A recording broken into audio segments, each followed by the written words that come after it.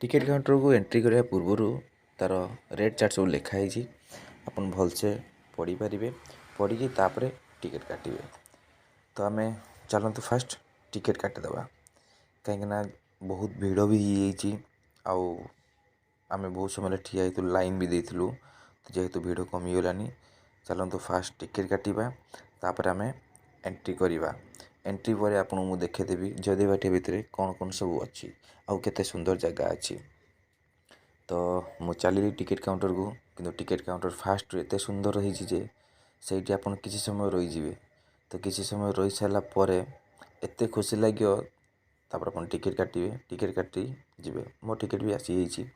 तो देखिपे मो टिकेट आम 5 जन जाइलु आउ 2टा बाइक थिला।